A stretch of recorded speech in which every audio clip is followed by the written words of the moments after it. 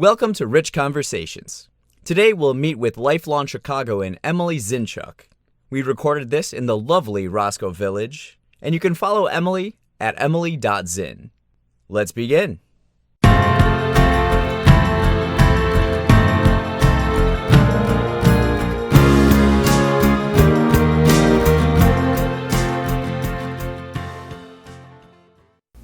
All right. We have Emily here. Hey, hey. So how long have you lived in Chicago? I have lived in Chicago my whole life, September 1st, 1994. Your whole life? Mm-hmm. Wow. So what neighborhood are you in now? I'm currently in Roscoe Village. I've been here since December, so I've loved it so far. I originally grew up in the far northwest side of Chicago, so it's like... Okay. Which one is that? So I grew up in like Norwood Park, Jefferson Park area. Okay. So it's as suburban as Chicago can get, essentially. So both my parents are Chicago police, so you have to stay in the city when you work for the police department. So they wanted to be as close to out of the city as they could be while still staying in the city limits. Yeah, that's something I've learned over the years. It's like a lot of the police live right on the outskirts. Yes, they do. That whole, like, especially Edison Park, that is just like known for being like Chicago firemen, paramedics, just any type of city worker. So what's that like in a community where most people are city workers? It's interesting. It's super, I mean, I liked it growing up, like, as a kid and, like, into my teen years and everything. It was, I mean, you definitely felt safe for the most part, and it was, like, Yeah. everyone, Yeah, I imagine so. Everyone kind of knew everyone also, because there's people that, like, all work together, like, grew up together and stuff, and so it's, like, a small town almost, which is crazy to think about in a big city like this, but I mean, I loved growing up there. It was really great, and yeah, but it was time to move a little bit closer into the city. So how long were you out there? I lived there until last year. I lived with my parents and saved up money and everything. Yeah. So I lived there, until I was 23-ish, and then my boyfriend and I, we moved in together in Park Ridge for like a few months, and we're like, okay, we got to get out of here because it's just not for us. So then we found the place we're in now, and we really like Roscoe Village, so okay. I think we'll be here for a little while. Do you miss aspects of Jefferson Park, Edison Park over there? No, I feel like I lived there long enough, and I still have so much family and like friends and stuff over there that, you know, I'm there enough that I don't miss it.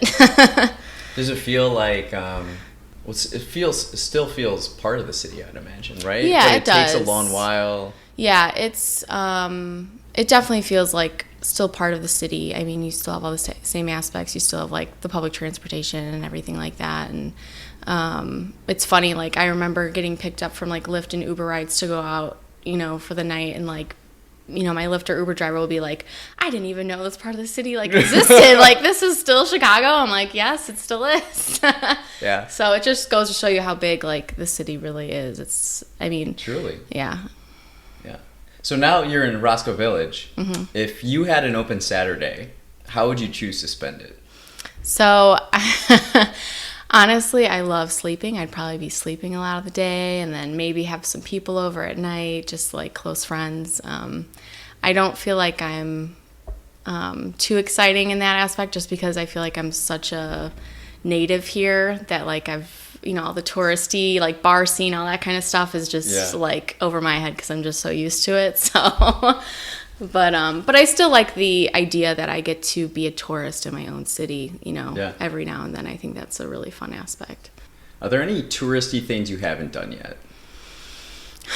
Geez. Actually, I've never been up in the Sears Tower or Willis Tower or whatever. Really? Yeah, I've never been up there. That's the only thing I can think of. Wow. Which is like kind of the big major one. It's kind of like a big staple, yeah. Yeah, no, I feel like that's probably the only one I haven't done. I feel like I've done quite a bit, though. I mean, I love like the boat tours. I love Navy Pier. I grew up, my mom and dad would take me to the museums and everything all the time, and yeah, like all sorts of stuff. We were very active, like doing all that kind of stuff when I was little. So like I said, I'm so used to it that like it's kind of over my head. I'm almost spoiled in that aspect. Yeah. Yeah. Yeah, I went to, I was at a wedding that was in the Willis Tower. Oh, wow. Recently, this summer. And it was the first time I had been inside it since 2007. Oh, wow. Yeah. Oh, my gosh. That's crazy. It's got some good views. Yeah. Check it out. I should check it out, right? Yeah, I'm surprised I haven't. I'm sure the opportunity has come up, but I just haven't taken it. Yeah. Someday. Someday, yeah. When you think of Chicago, what colors do you imagine first? The first color that comes to my mind is just blue, because I immediately think of like some of my favorite memories, which like the top one that comes to my mind was just a few summers ago. My best friend and I, we grew up together across the street. We've been best friends since we were like 5. So we decided to do like a touristy day, and we did a riverboat like architecture tour. So it took us up and down the river and everything and out onto the lake. And some of like the coolest photos I took and like memories was just that like water reflecting on the buildings and just like blue, like metallic-y, really cool colors. And then also when I met my boyfriend, he lived in Streeterville. He lived right on the river. And you got a view of the lake and the river. And nice. I just remember seeing, like, waking up in the morning and, like, seeing the river, you know, reflecting on the, you know, skyscrapers across the way. And it was just really cool. So that's definitely the first color that comes to mind, yeah. What's the second one? God, I think probably, I mean, I immediately thought of, like, the Chicago flag when I thought of that question, was just, like, that red, white, and blue. But that... well, I mean, also blue because, gosh, I think of my parents. They're CPD. They are wearing their blue uniforms and stuff like that. So I didn't even think of that till now. But, yeah, gosh, blue. That's like the big color, I think. Yeah. What's your proudest moment as a Chicagoan? Proudest moment. I couldn't think of just one moment. I think that as a Chicagoan, like, truly born and raised, that's prideful in itself. I think that, you know, even just like people asking you like, oh, are you from here? Or when I'm out of town, they're like, oh, where are you from? And you say Chicago, and they say, what part? And you're like, no, Chicago, like not the suburbs or anything. Like that's, you know, there's a little bit of pride behind that, knowing that like I was truly born and raised and not a transplant or anything, which there's nothing wrong with that, obviously. But I'm also really proud of the fact that, I come from the family that I come from. They all, I mean, my grandpa, he's a retired fireman. He was a fireman in Uptown in the 70s, which was like the worst of the worst in Chicago at the time. And, you know, just his stories and stuff, and growing up on those stories. And then I have a lot of aunts and uncles that work for the city, and then, you know, and my parents who are police. And there's also something a little bit scary about saying you're proud of, you know, family members who are police, just because of the political climate we're in, you know? So I feel like I have a little bit more insight on those things than other people. And so I'm really proud of my family and what they've, you know, accomplished and everything. And then I get to be a part of it. Yeah, a history of serving the community here. Yeah, exactly. Yeah. Exactly. You're a child of that. Yeah, exactly. I'm totally a product of that. And like, even though my political views can definitely differ from my family's and stuff, and a lot of other opinions on things, but you know, I know at the end of the day, most police and firemen and everyone, they truly want what's best for the community, and they're not, you know, as bad as maybe the media can portray them and stuff like that. So yeah, I know that's a little bit scary to say sometimes, and I know other children of police who are kind of afraid to say that, which is unfortunate in this day and age, but it is what it is. If a friend is going to visit you from out of town, what restaurant would you take them to? My go-to would be 90 Miles Cuban Cafe, because it is just super fun. It's not like that traditional go downtown and like do a touristy restaurant type thing, because I think that's mostly what people think of to do when they come here. So I think the best food is honestly in those smaller neighborhoods, and 90 Miles is in Logan Square, And I think that it's just great. It's BYOB, so you can just bring in as much booze as you want. And so it's like cheap in that aspect, so you're not paying out the ass for cocktails and beer and stuff. And it's just got phenomenal food, and it's a really, really cool atmosphere. And I think it's a good representation of, the different cultures that are in Chicago, and then also, like I said, like the smaller neighborhood vibes and stuff than just going straight downtown to like a steakhouse or something like that. Where's that at? That's like Milwaukee and... Yeah, I think that's... Armitage? Yeah, somewhere around, Milwaukee and Armitage. And they also have a smaller kind of like walk-up stand actually right over here off of Clybourne. But the one that I'm talking about is like the actual like sit down, like really fun. It's bigger and stuff. It's a really cool place to go.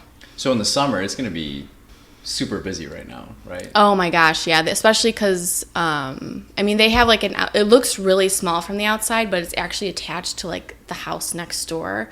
So they have like a tented in area that's like in between the houses kind of.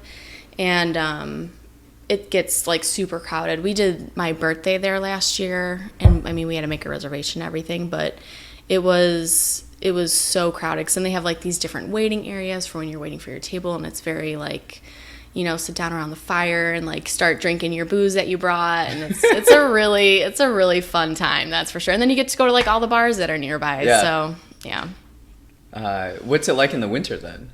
Yeah, and they still have that one part open that's like all like tented in or whatever you want to call it. They do have like an outdoor patio in the front, but they close that part off in the winter. Yeah.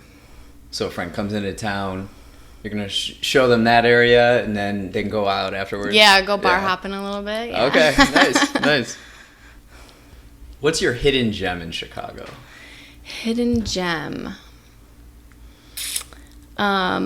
Oh, yeah, that's right. So recently, only like a couple weeks ago, I found this Mexican restaurant near my house here. It's on Elston.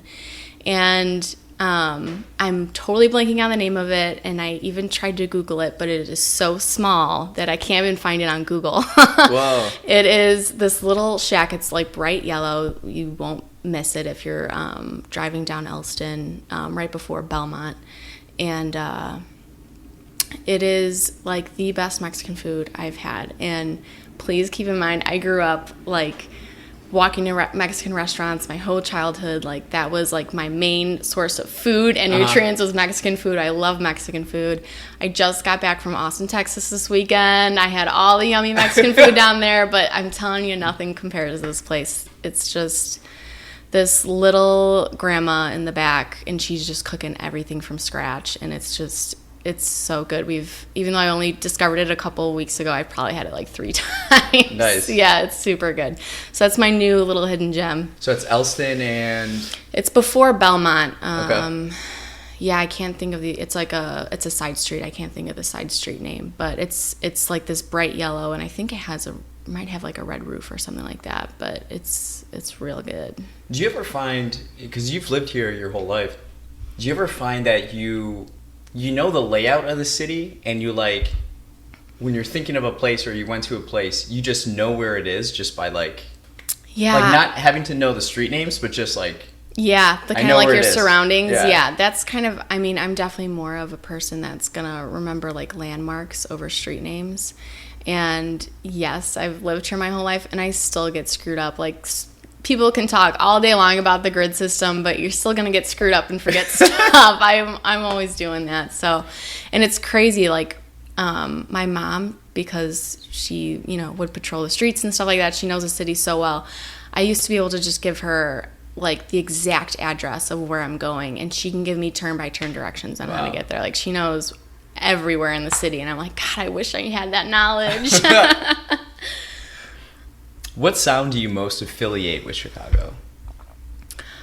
It's so cliche, but blues. I think of blues music. I grew up on like 60s and 70s music, like classic rock and everything, and that's totally my bread and butter. I love that music, and so much of it derives from Chicago blues. Like, like Rolling Stones, one of the biggest bands ever. They lived and breathed Chicago blues. Like, they would come and play with all sorts of famous blues players from here all the time.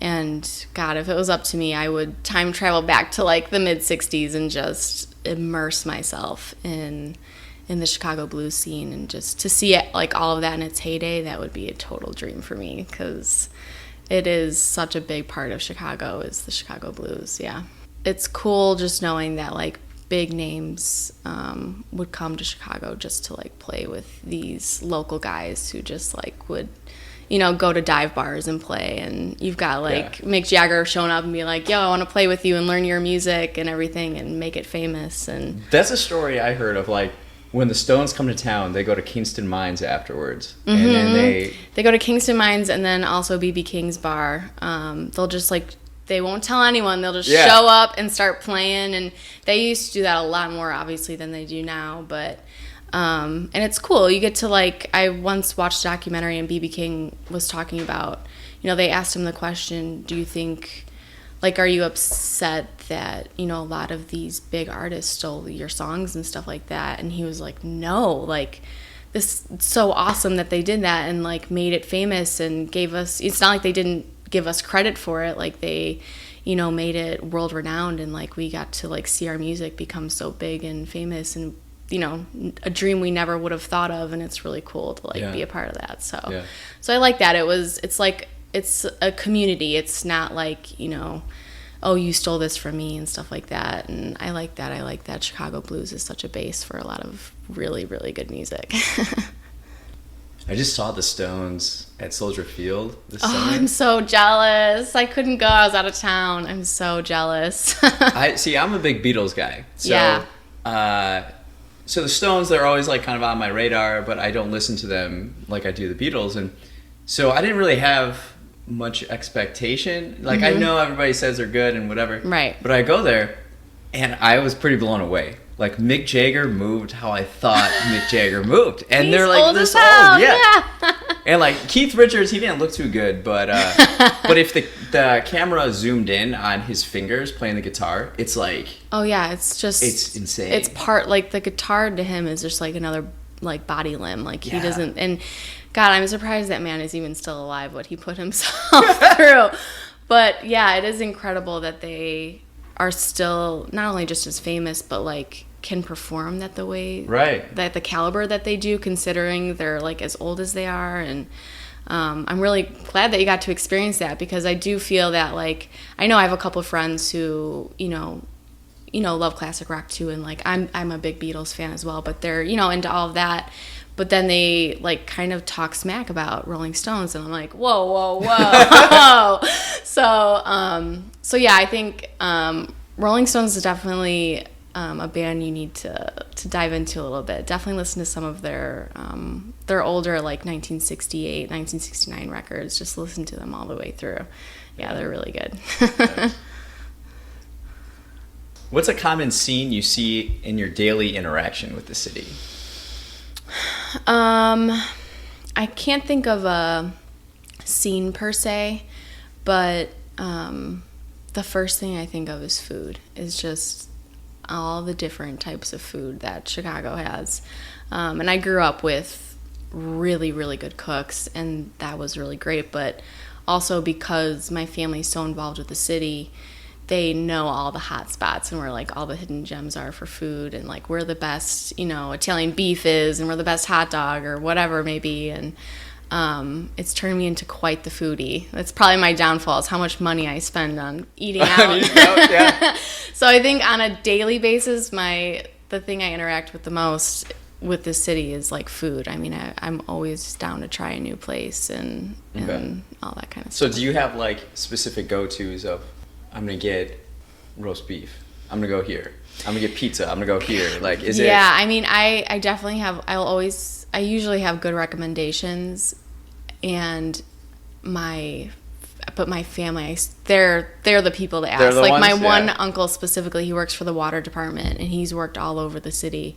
And you can ask him anything, like just like that. Where can I go get like the best roast beef, or where can I go get the best, you know, whatever. He's like, oh, here, you got to go to these places, and and they might seem like either really junky or weird or like in some like plaza and some strip mall or something like that, but you can guarantee it'll be really good food. What's your favorite pizza place in the city? I mean, classic deep dish. I'm a big Lou Malnati's advocate for Lou Malnati's, but other than that, I love Pequod's. Yeah, there it is. You can't go wrong with Pequod's. That's like the other like good classic one that I think a lot of people forget about. Yeah, Pequod's is my favorite. I think if you poll Chicagoans, a lot of people will respond. Yeah, they'll definitely back Pequod's up. I mean, how can you not? Yeah, it's so good. It's a reason it's so famous. If you were given secret information that Chicago would be destroyed in 1 week, what's one quality you would keep to rebuild the city? It's funny. I love this city with all my heart, but you know what? Just keep all the dogs, keep them safe, wipe everything out. We'll just start from scratch. Keep the dogs. Chicago's been burned down and rebuilt. I mean, we can do it again. Why not? It's fine. I can't think of anything. I mean, the skyline is gorgeous and stuff like that, and obviously like that would be great to keep because I honestly think Chicago's skyline is better than any other skyline in the world. You can't compare it. And but for the most part, I mean, Chicago can rebuild itself no matter what happens. It's the city of big shoulders. We can do whatever.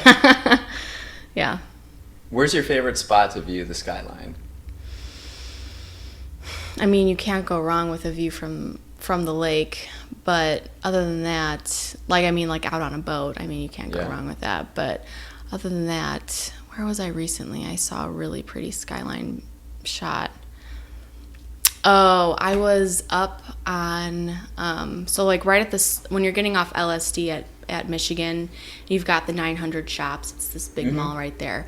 I was at the top of there. I was on the roof, and because my boyfriend was doing a photo shoot, so we got this roof access, and like rarely people get to go up there. And it was the coolest view. I mean, you have the Hancock right across the street, so you are just like looking at this immense building from a viewpoint you're not used to, and you can see the lake and the part where LSD curves, and you get to see all that. But then on the other side, you get to see like the city just from like this totally crazy different view. And because it's different than like there's all those rooftop bars and all that kind of stuff like along the river and by Trump Tower and all that. And yes, those are absolutely stunning, but that was a really special view to see it from that, especially because that was, a usually restricted area. So that was really cool. So are you overlooking Michigan Avenue that way? Or, yeah, or so if you're like facing the lake up on the roof, you've got like the John Hancock right in front of you. Mm-hmm. And to the left, you can look down and see the LSD curve, and it goes all the way up north. And then to the right, you can like look down Michigan Avenue, and then behind you is like the rest of the city. It was really, really cool. That's awesome. That's such a unique perspective to see it too. Exactly. That's the right word. Like you said, it's like rooftop access. Yeah, and it's a viewpoint that you don't see like pictures of or anything like that. So yeah, that was a really cool experience. Yeah. What's one thing you do to improve your neighborhood? So something I've been thinking a lot more about lately is just homeless people. I've grown up just always around homeless people. You don't think anything of it as a kid. That's just not something that you who they are and what their lives, and they're homeless. You just don't, at least growing up in Chicago, you don't think about it. And especially with a lot of traveling I've been doing lately to other major cities, it has been like mind-blowing to me how many like homeless people there are. And I'm just like, why?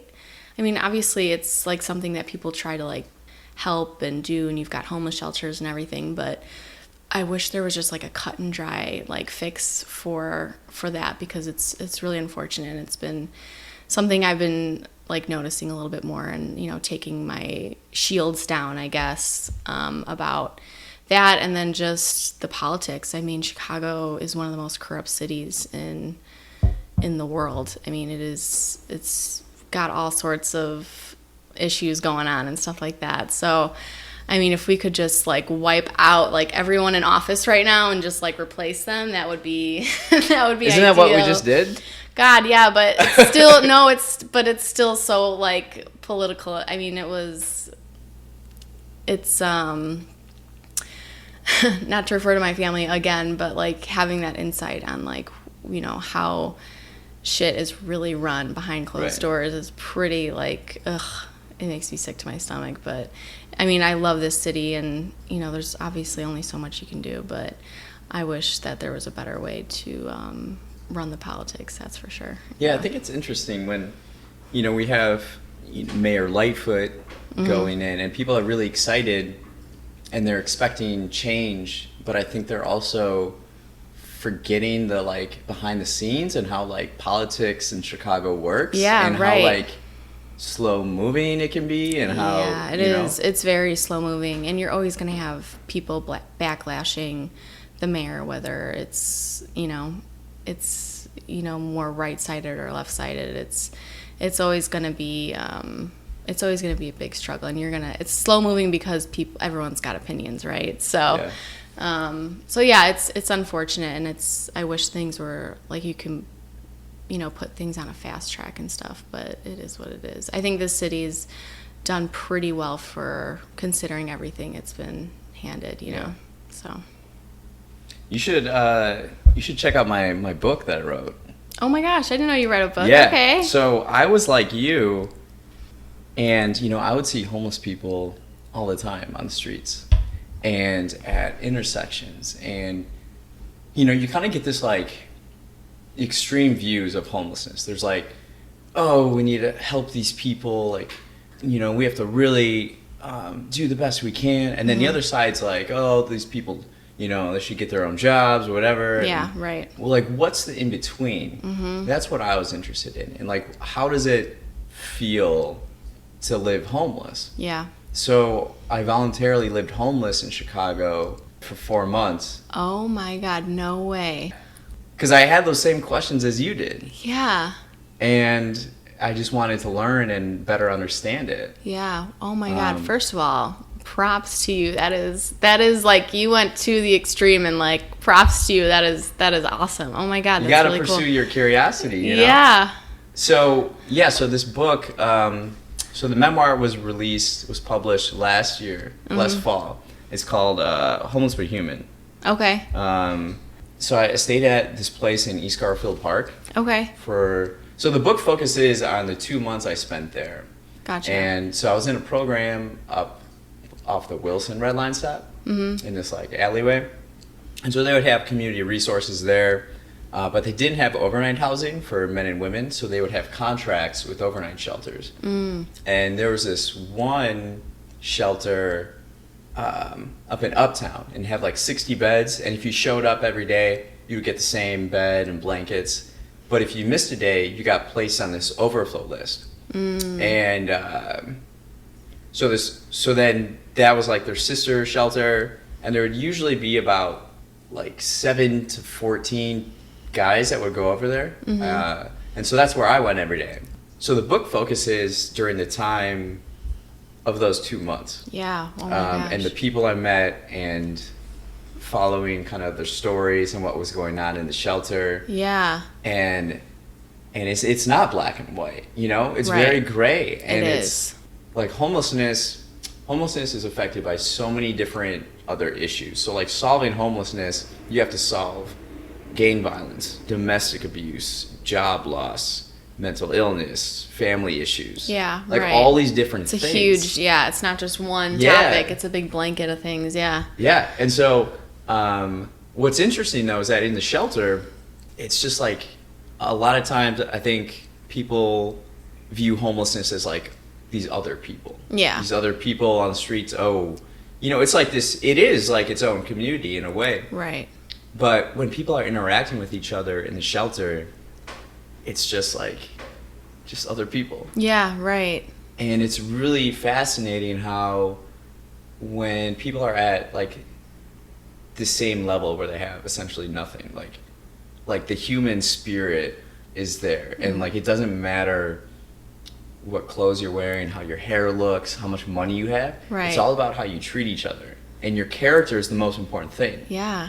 Since leaving that, I haven't experienced it again. Oh, of just yeah. like, I mean, I feel like once you, like, just strip away all that materialistic stuff, it's just kind of like you are left with just your character. So you got to really show yourself. And I can't imagine any other scenario where you can do that. That's really interesting.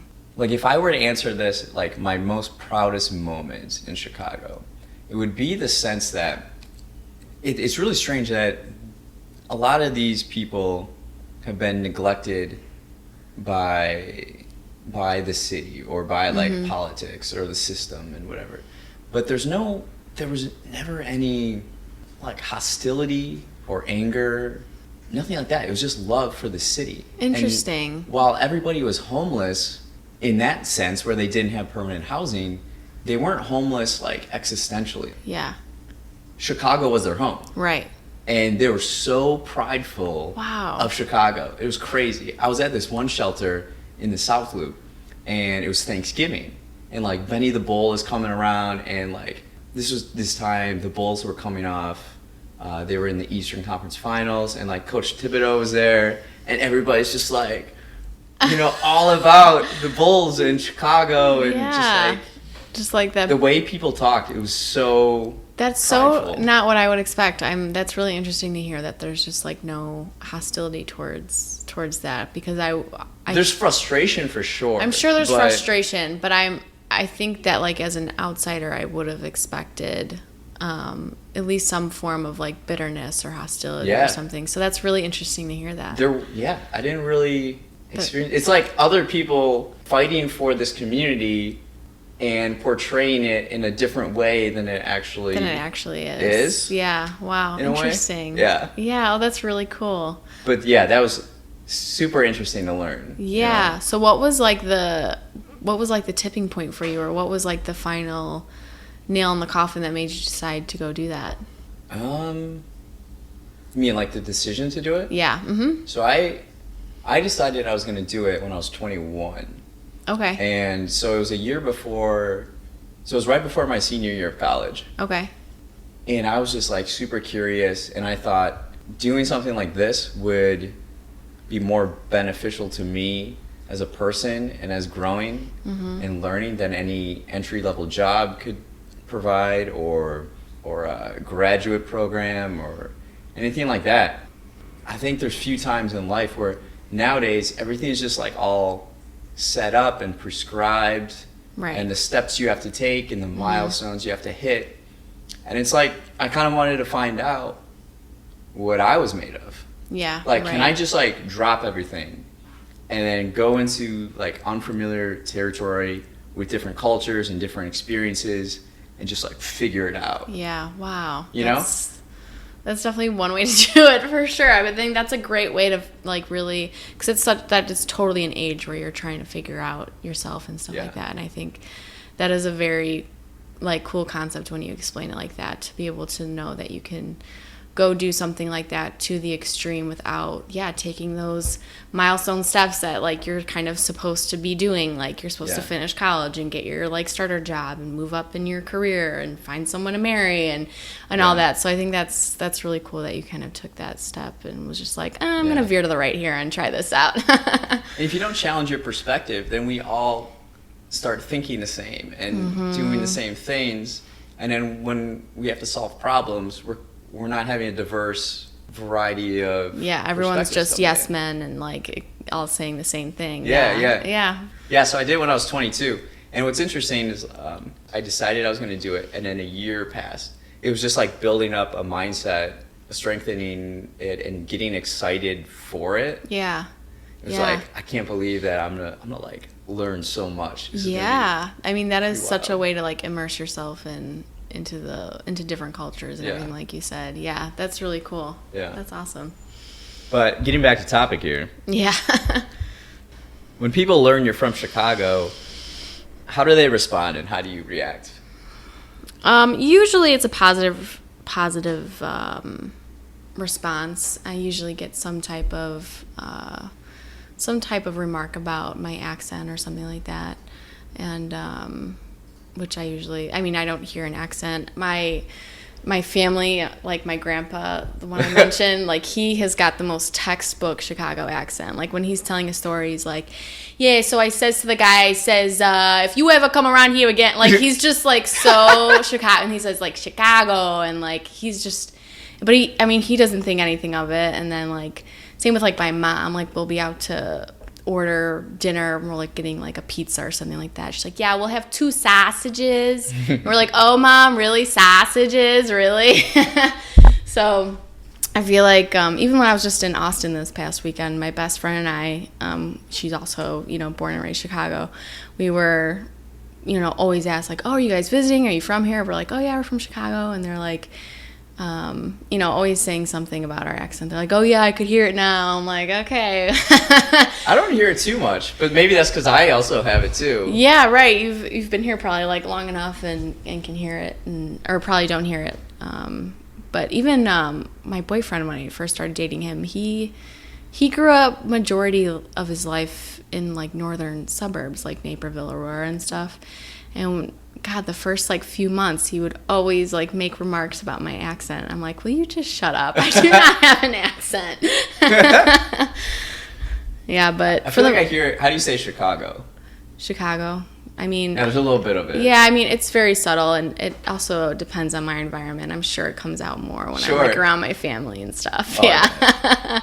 Yeah, but I feel like for the most part, when people are responding to when I say I'm from Chicago, it's a positive response. It's either that, it's every now and then they're like, oh, isn't it kind of like bad and stuff like that? There's a lot of shootings and stuff. I'm like, well, there's bad in every city. You just avoid those areas, I guess. Yeah. I mean, so, but for the most part, like I said, I'm very prideful in being a Chicagoan. So it's definitely interesting hearing outsiders' negative perspectives on Chicago.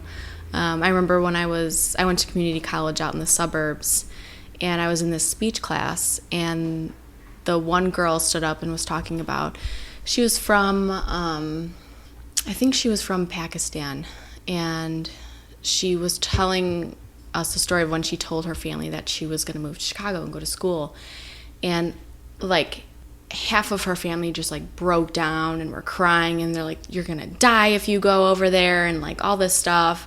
And I'm just sitting there like watching her say this, and she was like, I knew, I looked into it enough and I knew well enough, like I'm going to Chicago suburbs, like nothing's gonna happen and stuff. And she was kind of like laughing about it, like reflecting on it. And it's just crazy that like people can have that perspective of Chicago, that extreme, like Chicago's just this extreme violent place. And it's crazy because there's just pockets of it, just like there's pockets of bad anywhere, Yeah.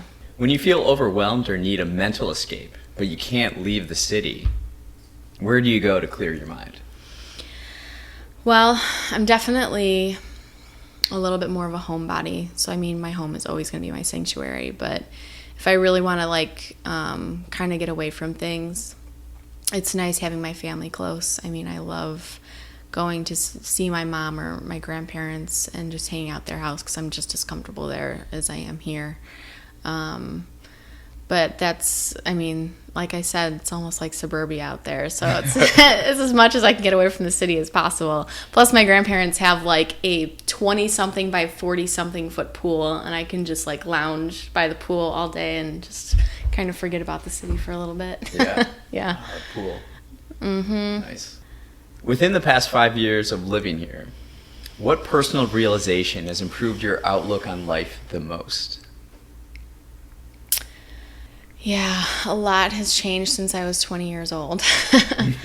I think that being able to, like your early 20s, you're finally, I mean, like I never went away to college, so it wasn't like I got away to college and got to kind of separate from my family and parents or anything like that.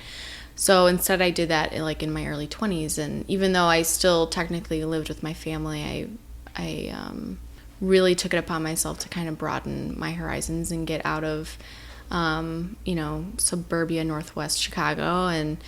And I think that it's been very fun and interesting just really grasping the concept of how many different people and walks of life there are in Chicago, and being able to like, you know, you'll never run out of people to meet and places to eat and things to see. Like, it's just like Chicago is just a place where you just can't run out of things to do. It's pretty incredible. What's something you dream of accomplishing within the next 5 years? I've always been a tad bit of a workaholic. I've always had multiple jobs, and I think that's just a product of my environment.